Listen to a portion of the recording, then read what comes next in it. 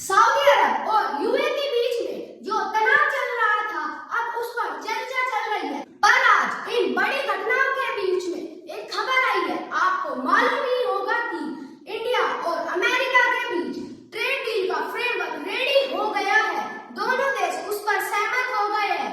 उसकी डिटेल्स के बारे में चर्चा चल रही है। उम्मीद की जा रही है कि हमारे इंडस्ट्री और कॉमर्स मिनिस्टर पीयूष गोयल ने कहा है कि मार्च के मध्य तक डील साइन होने की उम्मीद है।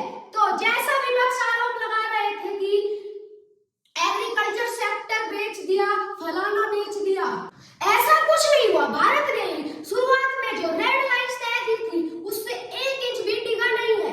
भारत के लिए यह बहुत बड़ी अपॉर्चुनिटी है। जो 2001 में जब चीन WTO में शामिल हुआ था, चीन के लिए जो इकोनॉमिक अपॉर्चुनिटी पैदा हुई थी, और उसके बाद आप देख ही सकते हैं कि चीन आज कहाँ है। उसी तरह का अवसर आज भारत के लिए है। यह यूएसए और इंडिया ट्रेड डील का कारण है, और इससे आप अंदाजा लगा सकते हैं कि यह कितनी बड़ी घटना है।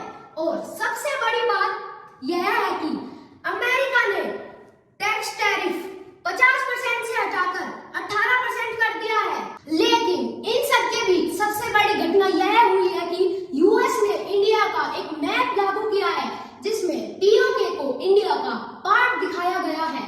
लेकिन इससे पहले कभी हिस्ट्री में ऐसा नहीं हुआ। यूएस पीओके को इंडिया और पाकिस्तान के बीच का विवादित एरिया दिखाता था।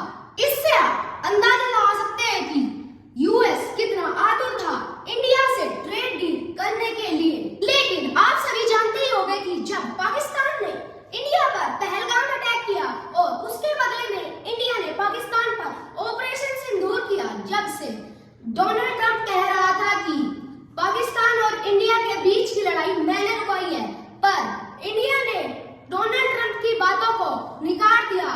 तो जब से डोनाल्ड ट्रंप बहुत ही नाराज चल रहे हैं, तो इसी के चलते उन्होंने भारत पर 50% का टैरिफ टैक्स लगा दिया था।